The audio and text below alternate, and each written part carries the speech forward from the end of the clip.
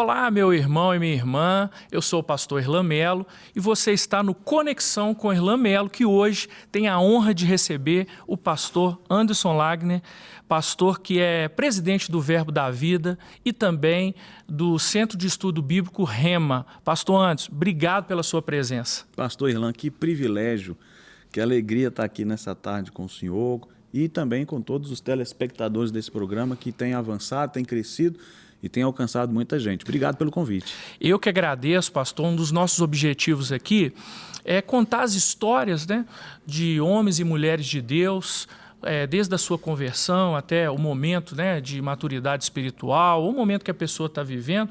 E eu gostaria de começar esse nosso bate-papo justamente nesse caminho.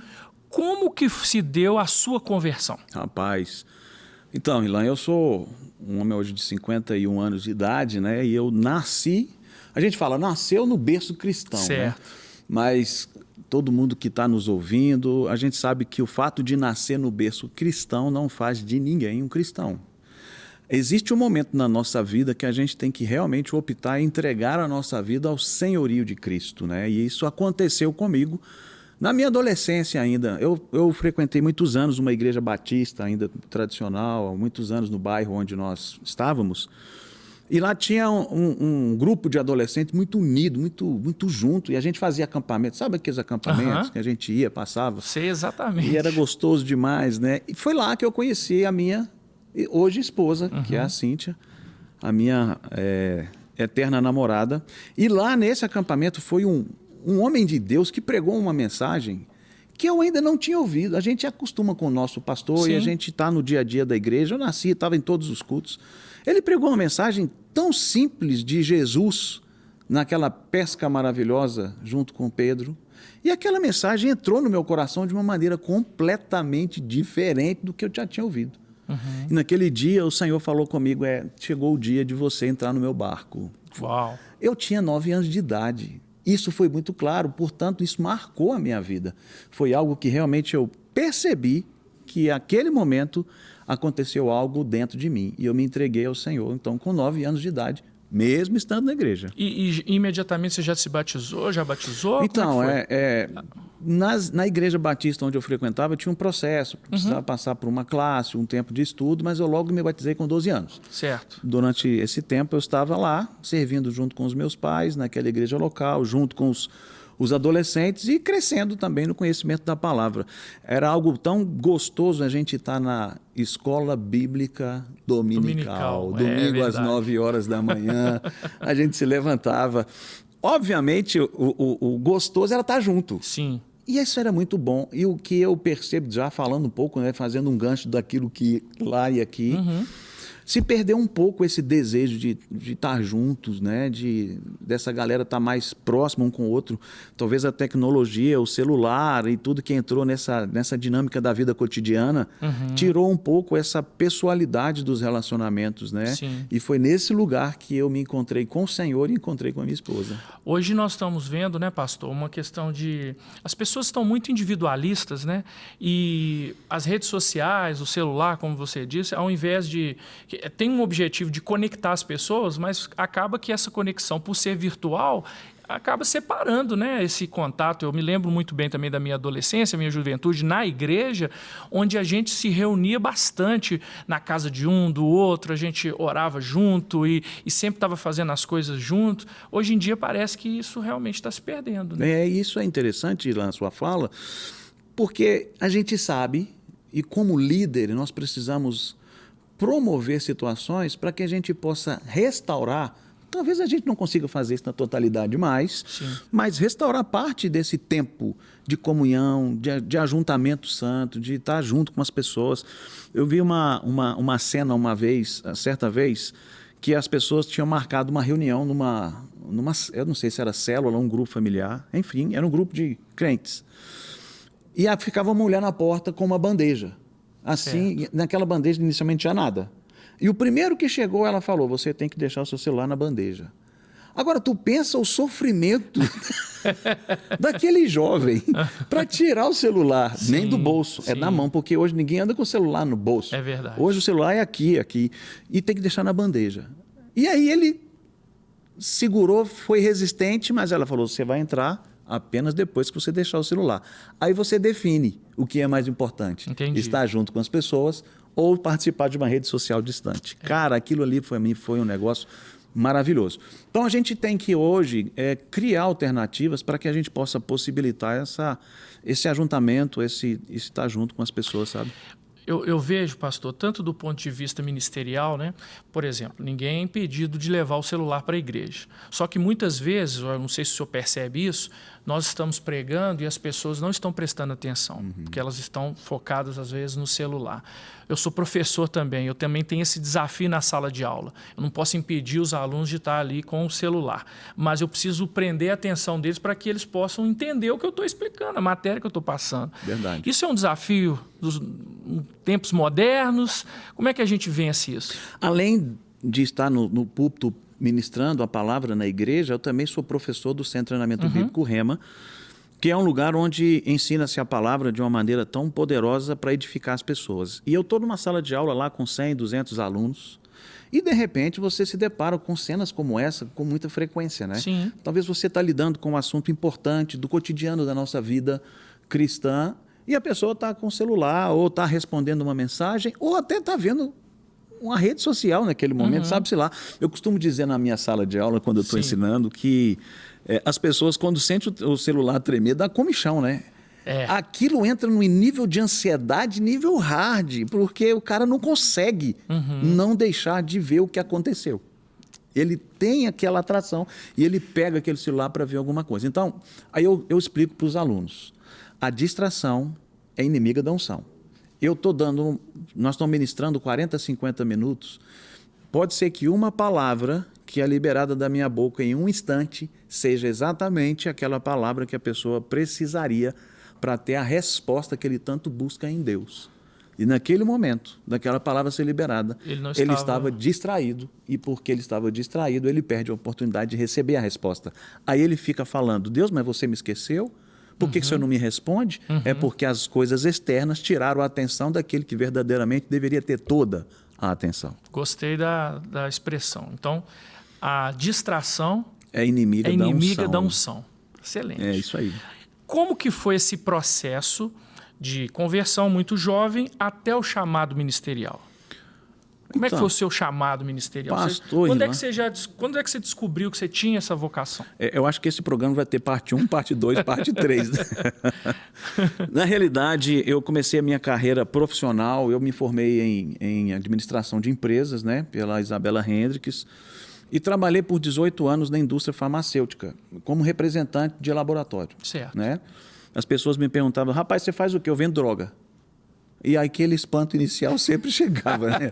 Mas como assim? Como é que você fala que você vende droga? Não, eu trabalhava com medicamento. Então, quando eu estava na indústria farmacêutica, enquanto eu esperava um médico ou outro para poder entrar, e aí quem está me ouvindo agora, eu peço que você que está me ouvindo, perdoe todos aqueles homens que estão trabalhando com a mala preta, que você fica 1 hora na frente do médico aguardando a sua hora. Está lá no consultório e tem ele entra ali, na né? frente, e aí você fica chateado, mas Todo por um benefício. Eu era um deles, né? Certo. E quando eu estava esperando os médicos, a gente conversava com um colega ou outro e começou-se a eles perceberem que todas as vezes que eles vinham a mim, eu sempre tinha uma palavra de um conselho, de uma instrução. E aquilo começou a ganhar força no meio do mercado do laboratório, né? E a partir daí, uma menina que precisou de conselho sobre o casamento começou a me chamar de pastor. E eu falava, eu não sou pastor, eu sou representante de laboratório. Isso durou uns 2 ou 3 anos assim, e quanto mais isso percorria os ouvidos, as pessoas me procuravam, não para falar de remédio, mas para falar de uma situação da vida. E aquilo eu comecei a perguntar a Deus, o que é que essas pessoas estão sendo atraídas? Se isso fato é um chamado, o senhor precisa falar de uma forma muito pessoal comigo, porque eu ainda não entendi isso. É crente, né, gente? Crente faz sempre prova, né? Ou põe uma lã lá fora, faz o carro vermelho passou na porta dessa hora, enfim. Mas eu queria ouvir de Deus realmente alguma coisa inerente a isso. E eu falei com ele, eu preciso ouvir do meu líder, que eu realmente tenho um chamado pastoral. Eu estava numa igreja e ouvindo a ministração e no final a pastora Silvia, que é casada com o pastor Silva, hoje estão Já em Portugal. no Verbo da Vida? Não, em uma outra igreja em Belo Ok. Horizonte. Ela me chamou no final do culto e disse assim, eu tenho uma palavra para te entregar e Deus falou que tem que ser eu, não pode ser o Cássio. Eu achei aquilo esquisito e ouvi ela falar comigo assim, Deus mandou te falar que a resposta que você precisa, o seu chamado é pastoral. Olha. Você precisa assumir rápido o seu chamado. E aquilo, Irlan, caiu como uma bomba dentro do meu coração. Eu falei, Senhor, eu entendi. Então, naquele dia, eu me ajoelhei e disse, eu aceito aquilo que o Senhor tem para fazer. Eu estou aqui, eis-me aqui. E aí, assim, eu assumi o chamado pastoral, ainda trabalhando na indústria. Nas igrejas por onde eu passei, a gente Isso sempre foi exerceu quando? Você estava liderança. com quantos anos? Eu estava com 32 anos. Isso, 32 anos. As igrejas que a gente passava, a gente liderava. Eu sou músico, Certo. então a gente estava na frente de liderança de Louvor. músicos, né? Liderando jovens. Então sempre exerceu essa influência de liderança. Mas o pastoreio veio um pouco mais tarde. E como foi essa sua chegada no Verbo da Vida? A minha chegada no Verbo da Vida vai casar com a minha história. Certo. E aí já posso abrir tudo de uma Claro. vez para a gente ir caminhando nesse sentido, Pode, né? Eu não vou me lembrar o ano exatamente. Eu estava na minha casa e eu tenho 2 filhos, eu posso dizer que eu tenho 2 filhos, o Gustavo e o Gabriel. E o Gustavo me mostrou algumas dificuldades de subir um degrau na minha casa. Ele tinha 6 anos de idade. Nisso eu procurei uma orientação de ortopedista e esse meu ortopedista falou comigo assim, ele não tem problema na ossatura dele, ele está com problema de força física. Procura um geneticista que pode ser que precisa fazer uma pesquisa mais aprofundada. Aí eu procurei um geneticista, levei o Gustavo lá. Essa menina analisou a situação do Gustavo naquele momento e disse, isso está me sugerindo um diagnóstico muito difícil. Mas Certo. você tem outro filho? Eu falei, tenho o Gabriel. Ela disse, ele está aqui? Eu falei, está na sala de espera, chama ele para mim. E o Gabriel tinha 4 anos na época. E o Gustavo 6. E o Gustavo 6. E aí ela olhou para o Gabriel, viu que não tinha nenhum sinal e ela, ok.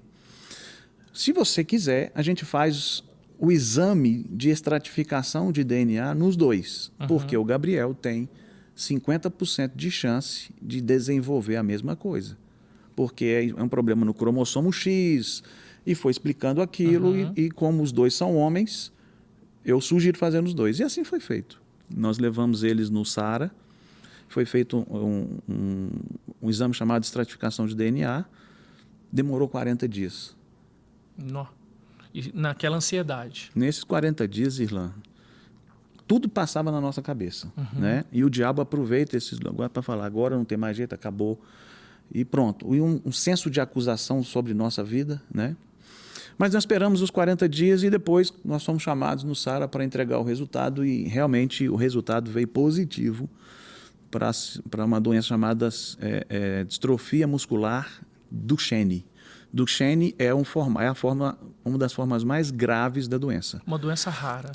Distrofia muscular tem mais de 100 tipos. Certo. E muita gente convive com algumas limitações, mas convive. A Duchenne é a forma mais grave, mais severa da expressão da distrofia muscular, né? Bom, a partir do diagnóstico, eu tive a minha experiência com o Senhor. Certo. Eu estava no consultório médico, diante da geneticista, minha esposa sentada. Aquilo foi uma bomba no coração da minha esposa, né? Meus 2 filhos. E aí ela falou da expectativa de vida, que a medicina não tem nada a fazer. Hoje, infelizmente, os estudos que tinham não tinham dado resposta nenhuma. Então era fisioterapia e a expressão foi, curta a vida dos seus filhos. Olha só. Uma frase dura. Nossa, né? Muito difícil. Eu estava em pé e o Espírito Santo falou comigo com voz audível, a minha experiência. Fique tranquilo que eu cuido dos seus filhos. Eu ouvi aquilo, olhei para trás, não tinha ninguém, era um armário. Eu falei, opa. E eu fiquei observando aquilo, fui para casa e orei ao Senhor e disse, Senhor, eu entendi isso. O que eu devo fazer? Confia em mim. Eu vou sustentar vocês. Ponto. Foi isso, Irlan. Certo. Quando eu apresentei isso para o meu pastor, uma pessoa que era líder da igreja, ele disse para mim assim, eu tenho que cuidar de você para que você não tenha problema de depressão. E eu falei, meus filhos são curados pelas chagas de Jesus. Amém. Eu creio no que a Bíblia diz Eu digo o que a Bíblia diz e Deus vela pela palavra dele para vê-la cumprida. Então, não precisa cuidar de mim para ter depressão. Pega comigo em fé para a gente andar junto. E ele disse para mim, infelizmente, para esse tipo de coisa, eu prefiro ser real com você. Quando ele disse para mim essa frase, eu falei, então eu não consigo andar junto. Por quê? Seja, não tinha fé para caminhar contigo. Não tinha. Poderão andar dois juntos se não tem concordância. E eu falei, bom, eu tenho que sair. A minha experiência, então, foi, agora eu vou para onde, né? Eu estava acostumado com aquele pessoal, nós andamos 30 anos, 35 anos juntos no mesmo lugar. E aí, quando eu tive a palavra, a pastora Silvia, ela era professora do Carisma. E ela falou, vai lá no Carisma, assiste uma aula lá, vê se você gosta, porque você precisa estudar. E eu falei, eu vou estudar, porque eu disse sim para o meu chamado, eu vou me preparar para isso. Nessa época, você ainda era representante farmacêutico. Representante da Novartis. E viajava 2 semanas. Eu ficava 2 semanas em Belo Horizonte, 2 semanas fora. Aproveitar aí e mandar um abraço para o pastor Cássio, para a pastora Silvia. Eu conheço os dois também, são uma bênção. Eles estão lá em Portugal, né? Isso mesmo. É isso aí, um abraço aí. Um abraço para vocês, pode falar, pastor. Um abraço aí para o Cássio, para a Silvia, que me recebeu com tanta alegria naquela época, né? Pedir vocês aí para nos acompanhar nas redes sociais, né? Tá passando aí a minha rede social, @irlan.melo, e também a rede social do pastor Anderson. Tenho certeza que nós vamos continuar esse bate-papo lá também, tá certo? Aí, nesse momento, então, ela te sugeriu ir para o Carisma para fazer uma aula e você foi. Fui. Quando eu cheguei no Carisma, pastor Irlan, eu nunca tinha ouvido aquela pregação, era o pastor Heber. Pastor Heber Dutra, né? Eu olhava aquele moço falar e falei, gente, é tudo que eu creio. É algo incrível. Por que eu não achei esse povo antes? Porque quando você conecta com pessoas que creem da mesma forma, a sua fé também é fortalecida. E naquele momento eu falei, eu vou estudar, eu preciso ir e tal. Nesse momento, pastor, fazendo um parêntese, você sentiu a sua fé abalada ou você sentiu a sua fé fortalecida? Aquela palavra do Espírito Santo foi no momento exato? O que você pode contar para a gente? Porque eu imagino que tem pessoas que estão nos assistindo aqui que podem estar passando exatamente por esse problema. Acabou de receber um diagnóstico. E não é fácil receber um diagnóstico. Eu tenho a minha experiência, né? Minha filha Noemi nasceu com hidrocefalia. Quando eu recebi esse diagnóstico, foi como se fosse uma bomba. E eu tive minha experiência com Cristo, com o Espírito Santo, eu tive os meus momentos, mas também a gente fica abalado, porque somos humanos e tudo mais. Como é que foi esse tempo seu com esse diagnóstico? Nós passamos 3 dias deitados na cama, eu e Cíntia, orando ao Senhor, entendendo e chorando. Certo. Porque, de fato, não é fácil receber qualquer diagnóstico. E você receber um diagnóstico já com uma sentença de um prazo de vida estabelecido é horrível, né? E para o filho, né? Às vezes, se fosse para você mesmo, era uma coisa, Verdade. né? Mas para o filho... E dos dois. Né? Dos dois. E aí, a gente ficou nesses 3 dias e parece que foi os 3 dias de abismo. Mas... logo depois, quando eu estava em um tempo de oração, o Espírito me disse que a mesma frase que ele me disse no consultório. Ele falou, lembra do que eu disse, se levante, nós estamos cuidando de vocês.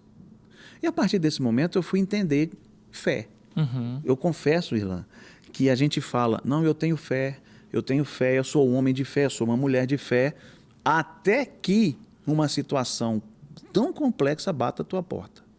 A Bíblia diz que o dia mau chega. Para todo mundo. E graças a Deus, nós cremos na palavra, nós declaramos a palavra, nós andamos em fé, e a palavra que nós andamos em fé diz que o dia mau chega. Mas a mesma palavra que diz que o dia mau chega, a mesma palavra diz que nós vamos permanecer inabalável, se nós estivermos firmados na palavra. Verdade. Porque fé vem pelo ouvir, e o ouvir a palavra de Deus. Pronto. Então eu fui me afundar na palavra. Eu fui fortalecido pela palavra, para suportar as pressões. Tem algo que eu vivi, que eu passei, posso contar aqui, que de uma forma rápida, foi uma experiência minha. E eu digo aqui, você que está me ouvindo, as nossas experiências pessoais não podem se transformar em doutrinas de vida. Ela pode te inspirar a viver algo parecido, mas baseado na mesma palavra. A geneticista que nos indicou uma neuropediatra, que era especialista em doenças neuromusculares, que era o caso dos meninos. Ela era a chefe do Hospital das Clínicas e tinha muito contato com o pessoal de São Paulo. Nós fomos nela. Foi uma consulta. Depois de 7 meses, na 7ª consulta, ela falou assim com a gente: olha, não tem nenhuma perspectiva de mudança no curso dessa doença. E o tratamento preventivo, profilático, é um tratamento agressivo. Então tem que ter uma equipe multidisciplinar, vai afetar outras partes do corpo dos seus filhos, mas é o que tem para hoje. Eu estou dizendo isso para vocês porque vocês têm o direito de dizer não ao tratamento. Olha só. E eu disse não, eu não quero o tratamento. Naquele momento eu decidi andar em fé. E essa é uma experiência pessoal, não falo isso para ninguém. Por favor, você está me ouvindo. Se você tem um acompanhamento médico, toma os seus remédios, fique em paz. Essa é a minha experiência. Sim. E eu me ajuntei com a minha esposa, nós oramos e falamos, então se o tratamento vai trazer malefício em outras áreas, eu vou querer que ele viva ou melhore em todas as áreas. E eu decidi não fazer o tratamento. Parei com 7 meses. Quando eu parei o tratamento e algumas pessoas mais próximas de mim começaram a emitir a sua discordância, não, por que você fez isso? Eu não acho que você está sendo irresponsável demais. Várias perguntas desse tipo. Até que um dia chegou uma denúncia. Fui convidado a dar uma explicação ao Conselho Tutelar.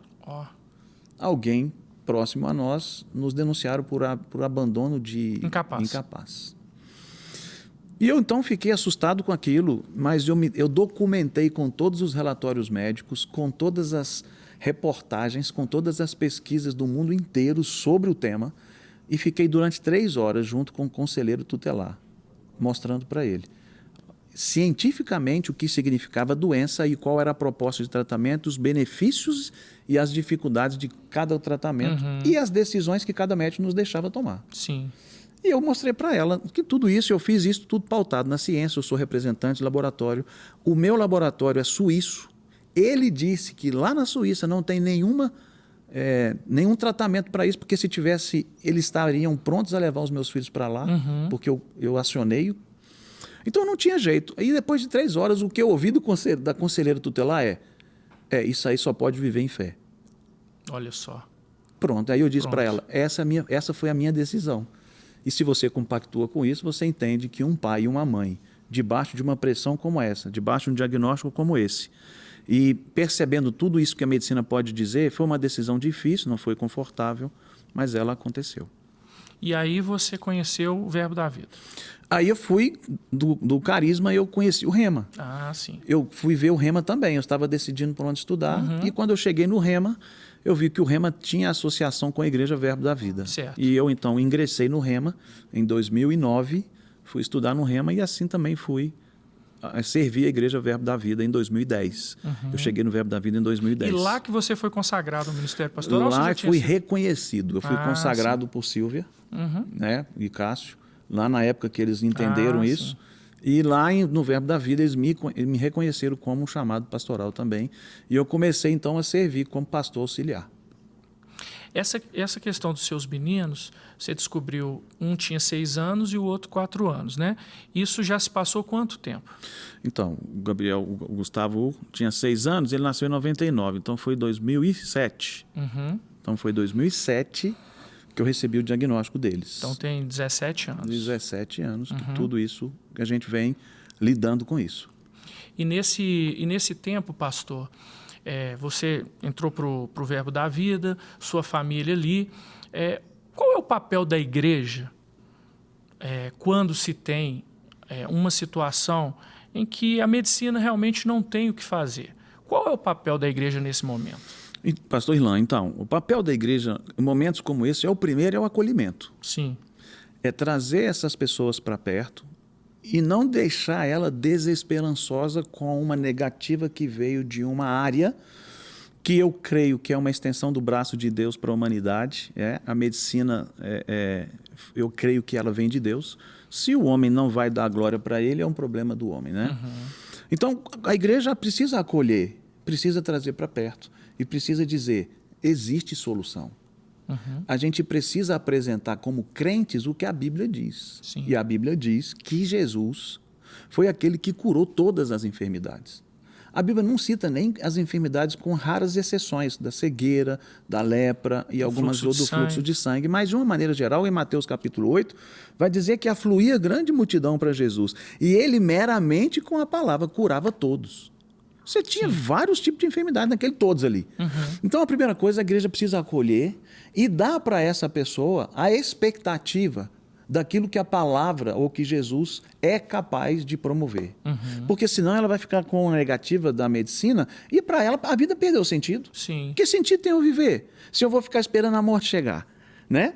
É muito ruim. Então, quando a igreja acolhe essa pessoa, mas acolhe ela num viés de dizendo, existe uma forma de tudo isso mudar. E a forma é, creia em Jesus. Ele é o Cristo que cura.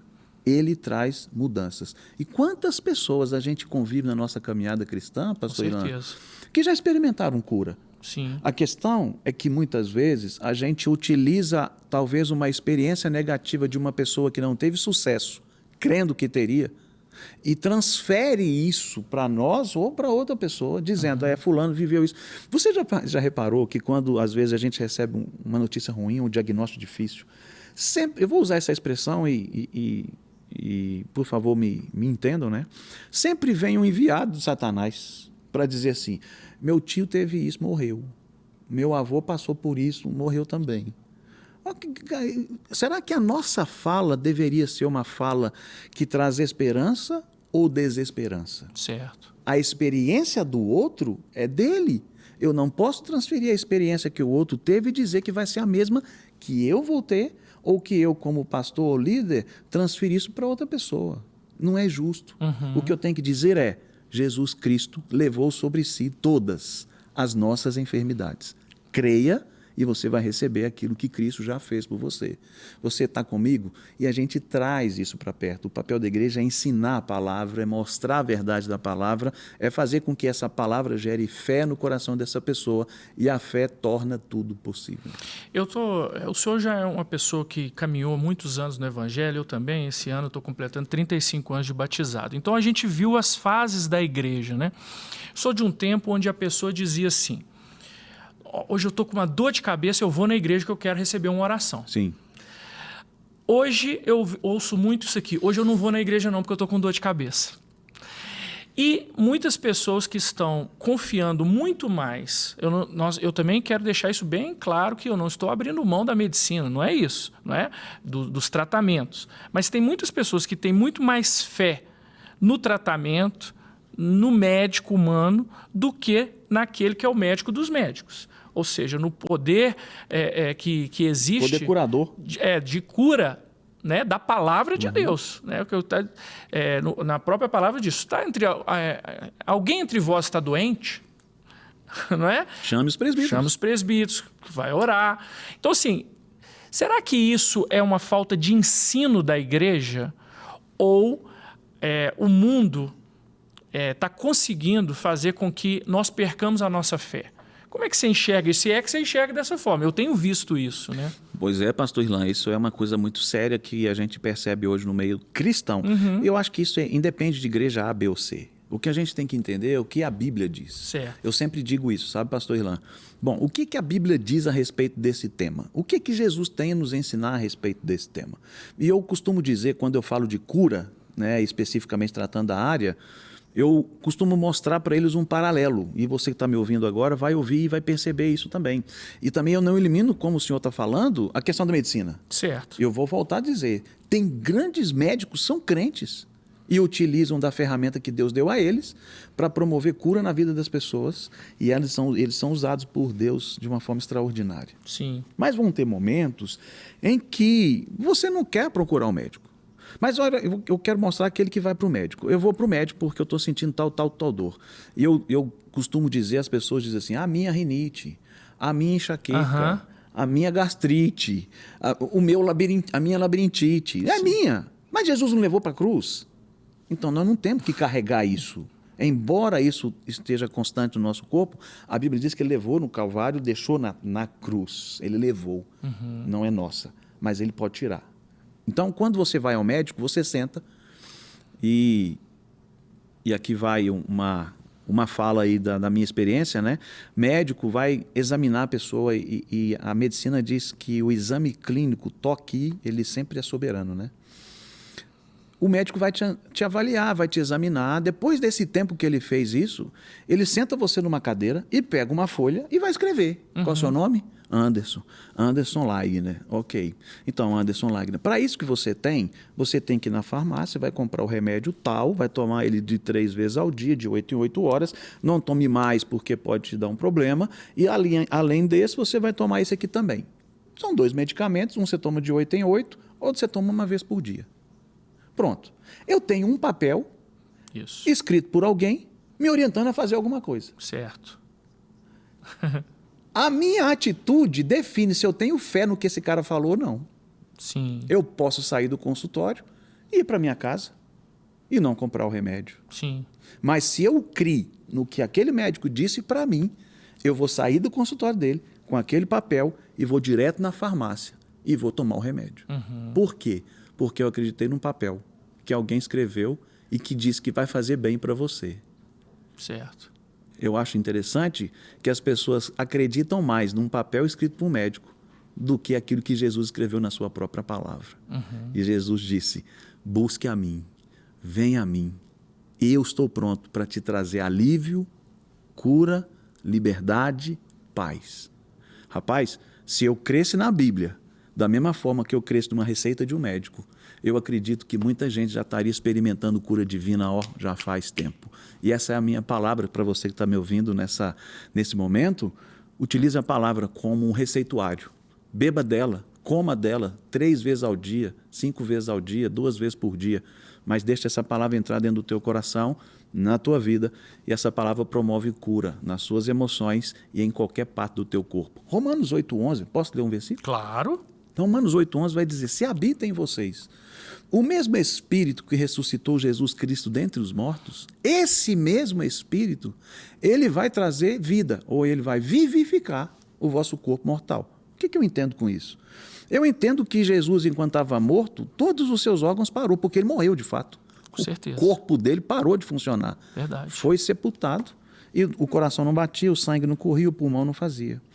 Mas quando a Bíblia diz que Deus, o Pai, foi lá no abismo buscar Jesus, a Bíblia diz que o poder do Espírito entrou nele. E esse poder do Espírito trouxe vida ao coração, ao pulmão, ao pâncreas, ao baço, ao fígado, ao sistema nervoso, sistema linfático, tudo veio vida. Aí ele vai dizer, bom, se esse poder que fez isso no corpo de Jesus, esse mesmo poder habita dentro de você. Será que esse poder não tem, ele perdeu a sua essência ou perdeu a sua intensidade porque eu sou diferente de Jesus? Eu não acredito. Eu acredito que se eu crer nessa verdade, se eu entender essa verdade, através desse poder que está em mim, ele vai trazendo vida de dentro para fora. Amém. E é isso que a gente precisa, como igreja, pastor Irlan, ensinar. Creia na palavra. Amém. Se você não está crendo, creia do mesmo tanto que você crê na receita. Sim. Verdade.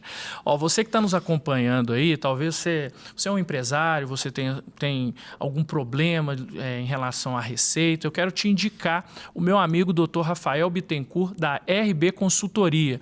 Com certeza, ele vai te ajudar a sair desses problemas. RRB Consultoria, do meu amigo Dr. Rafael, um homem de Deus, para nos ajudar. Pastor, me diz uma coisa. Qual é a diferença de pastorear ovelhas e pastorear pastores? Porque hoje o senhor tem um papel também de pastorear pastores.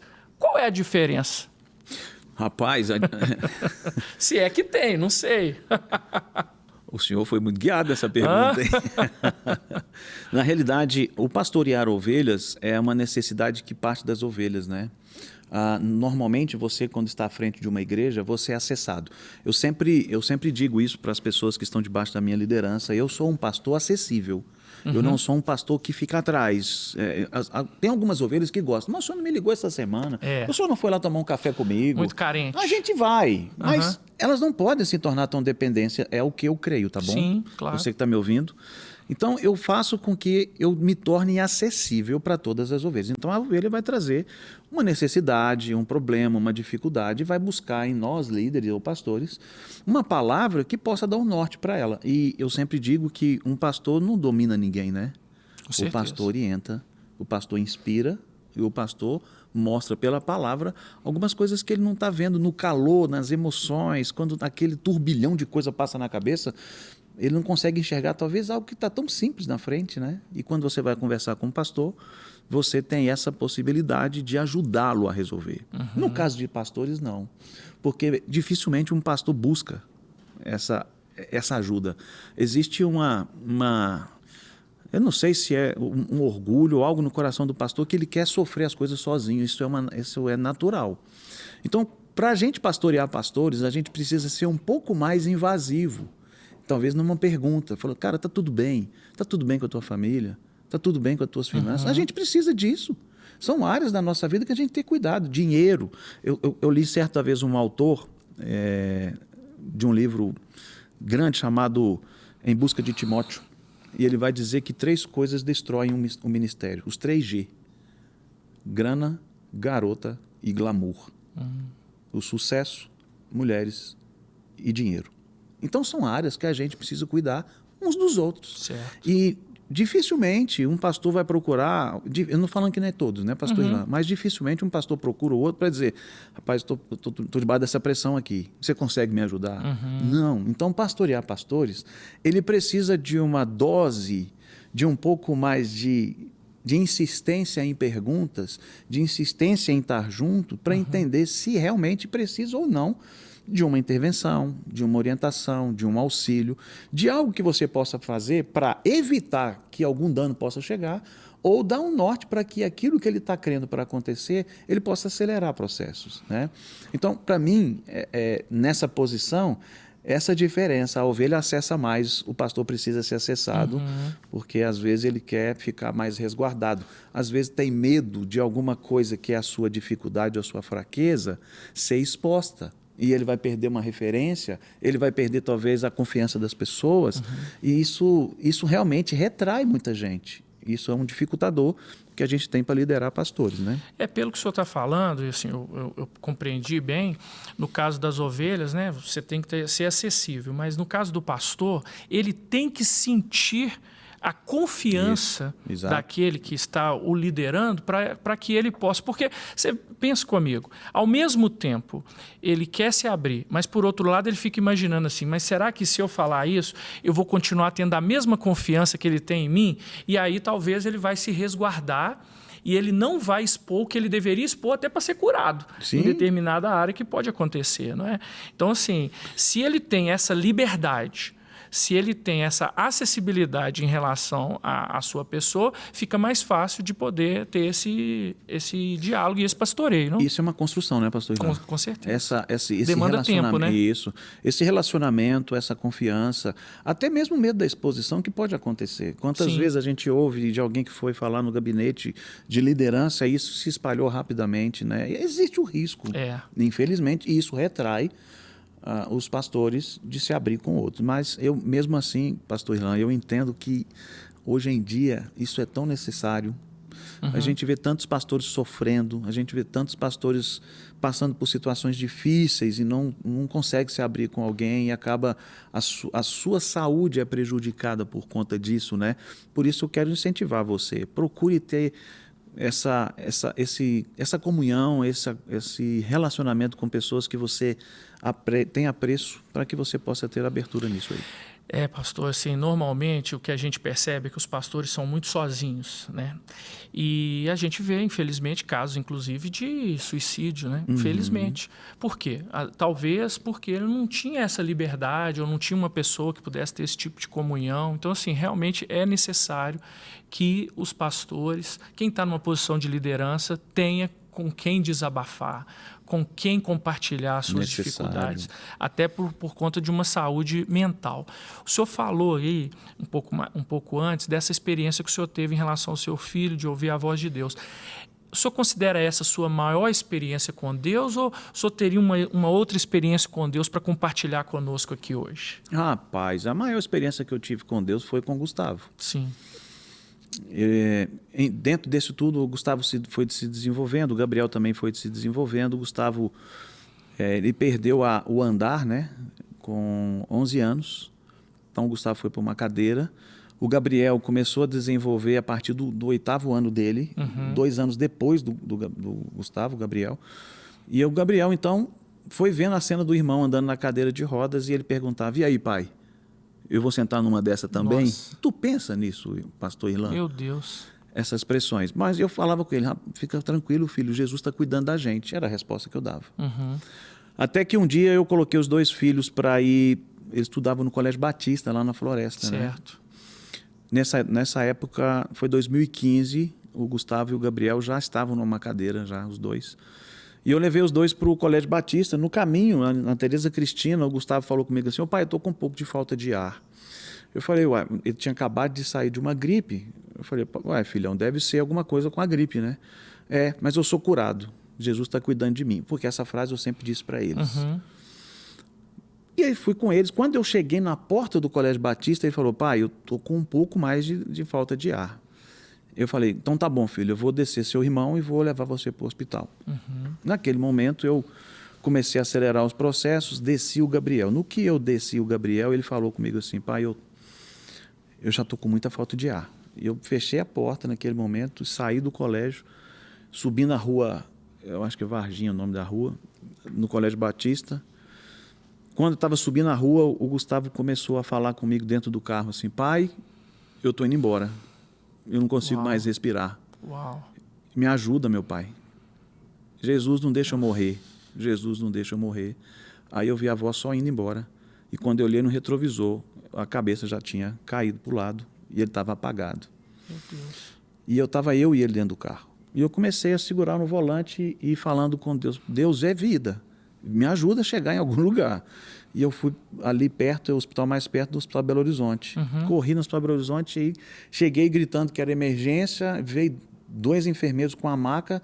Eu já tiro ele do carro apagado e ele é levado para uma sala. Eu não podia entrar nessa sala. Os médicos ficaram 20 minutos sem me dar uma palavra. Só estava eu tinha ligado para minha esposa, né? Não falei com ela o que estava acontecendo, pedi para que ela fosse para lá.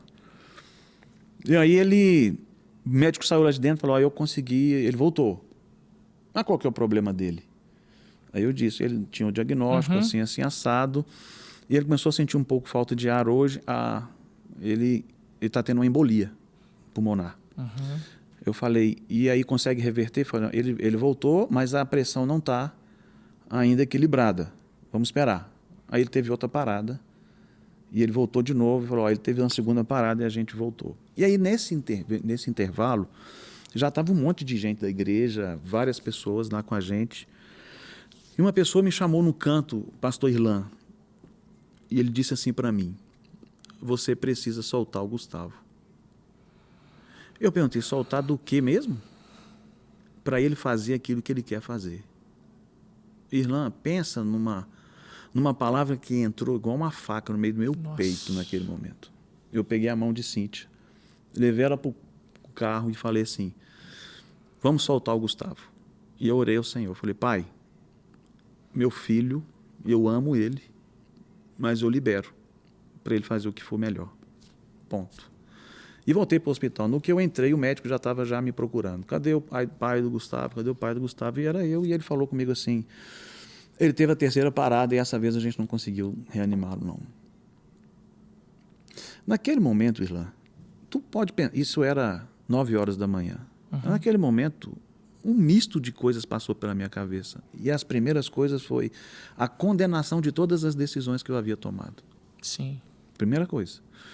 Mas eu parei e falei com ele assim: bom, posso vê-lo? Ele falou: claro.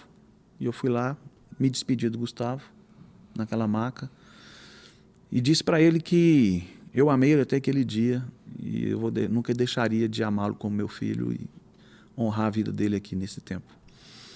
Naquele mesmo dia, eu sepultei o Gustavo. Algumas pessoas pegaram, fizeram todo o trâmite. Então, eu levantei com meu filho no carro e dormi sem ele no quarto, Uhum. com 15 anos de idade.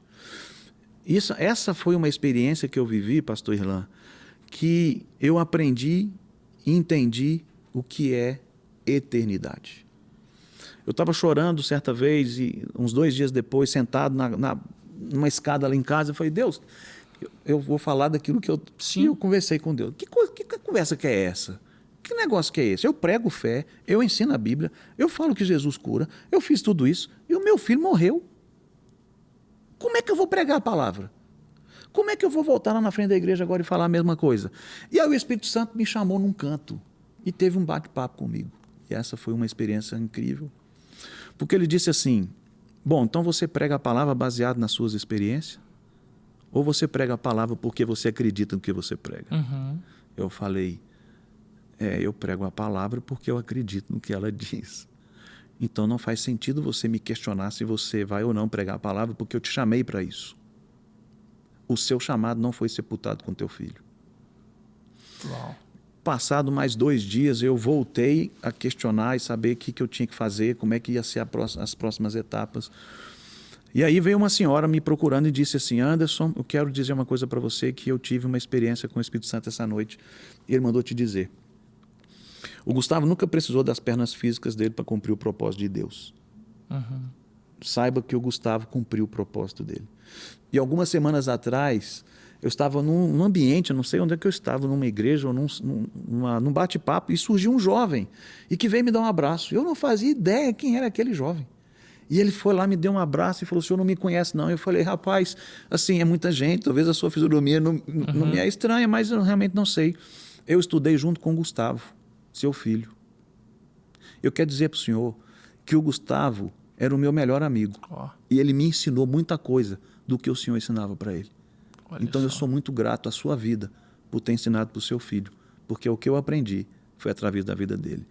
Aí, Irlan, eu entendi o senso de propósito. Entendi. Aquilo caiu para mim. E Deus disse para mim, você nunca mais vai dizer que um crente perde outro. Uhum. Porque você não prega que nós somos mais que vencedores? Então onde caixa o texto que eu sou mais que vencedores, que eu perdi uma pessoa? Você nasceu de novo, e quem nasceu de novo em Cristo se tornou um ser eterno. E Paulo, entendendo isso, ele vai dizer, nem a morte, nem a vida, nem anjos, nem principado, nem potestade podem nos separar do amor de Deus que está em Cristo Jesus. Amém. Significa dizer que o fato do nosso corpo parar de funcionar não é o término da nossa existência. E se isso fica claro dentro de nós, aquele senso de eternidade me cobriu da cabeça até a ponta do pé, pastor Glória Irlan. a Deus. E a minha Glória experiência foi, eu não preciso mais chorar. Meu luto durou 4 dias. Eu me levantei e a primeira coisa que eu fui fazer foi pregar o evangelho e dizer, Jesus cura, porque Ele é poderoso para fazer.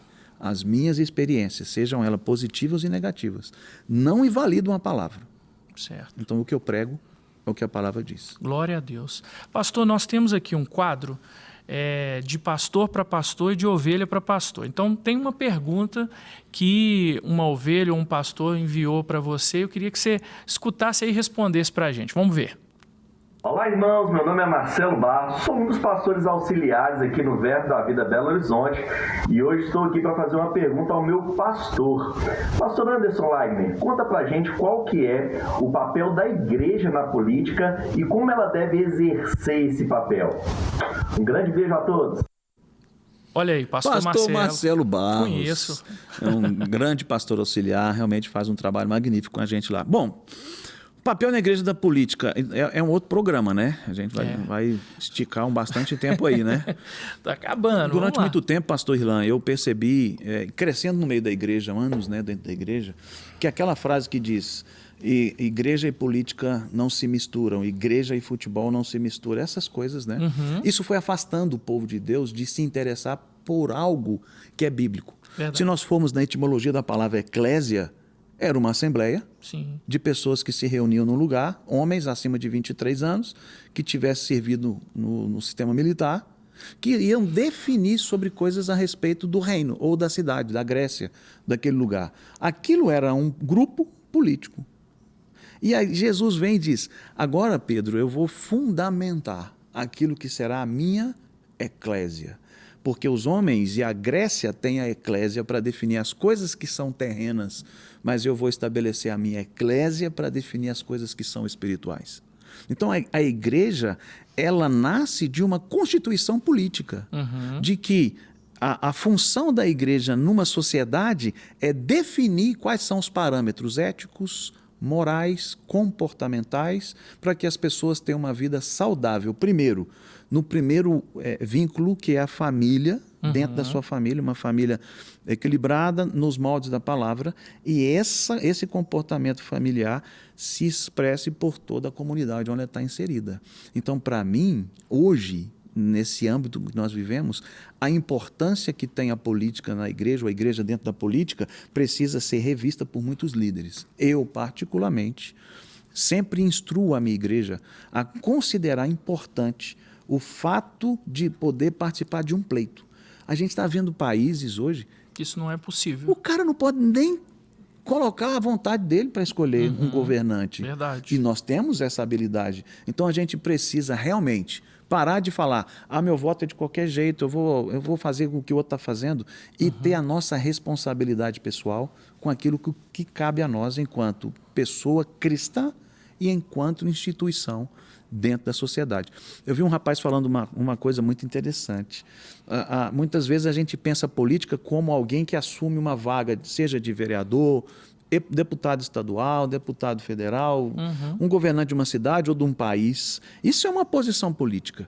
Sim. Mas nós temos muitas pessoas que fazem política sem ter um cargo. Verdade. Influenciando, aconselhando. A gente precisa desvincular. Com certeza. Porque assim como eu creio que eu fui chamado para ser pastor, tem gente que tem chamado para ser político. Sim. Na posição. Verdade. Porque tem habilidades no que fala, no comportamento, em ideias. E eu creio que essas pessoas, Irlan, estão dentro da igreja. Verdade. O que pode, muitas vezes, contrariar. Sabe por quê? Porque quando Deus cria a igreja, é para assim, um organismo para ditar as normas de todo mundo. Entende? Entendo. Então a gente precisa compreender isso e trazer de volta um tema que eu considero relevante para os nossos dias atuais. Legal. Agora, de ovelha para pastor. Vamos ver. Olá, tudo bem? Eu sou o Bruno, sou aqui membro da Igreja Verbo da Vida Belo Horizonte e eu gostaria de fazer uma pergunta aí ao pastor Anderson. Bom, como membro, nós vemos vários projetos, como por exemplo a Clínica Social. Então eu gostaria que o pastor respondesse, ou comentasse aí, qual o papel e o impacto que a igreja causa dentro da comunidade local? Essa sua ovelha, o que a gente pode falar para ela? Vocês me pegaram de surpresa, né? O programa tem também as surpresas. Não é? Né? Pegadinha. Bruno é meu líder lá na igreja, trabalho com a sonorização da igreja. Obrigado, Brunão, amo a sua vida. Então, gente, eu entendo que a sociedade precisa ter um impacto positivo do que a igreja pode oferecer. Tem várias áreas que a igreja pode atuar. Nós, enquanto Verbo da Vida, criamos uma clínica social e também temos um projeto de assistência à instrução a presos que estão dentro de cadeias. Então, nós temos duas áreas onde a gente atua com muita força, né? E eu entendo que essa prestação de serviço que a igreja pode dar à sociedade, ela traz um grande alívio, tanto para o governo, quanto para as famílias, que eu acho que é o principal. As famílias sentem-se abraçadas, sentem-se importantes quando alguém não espera nada em troca. Verdade. Porque quando a gente faz algo na sociedade como igreja, a gente está prestando serviço, a gente não está esperando nada em troca. Então, a clínica social, eu tenho lá diversas especialidades para atender um público que não tem condição de, talvez, ter um plano de saúde, mas vai lá e vai pagar uma consulta em R$20 para um especialista de cardiologia, olha só, para um dentista. Ou seja, é uma prestação de serviço, é um valor para atender as pessoas.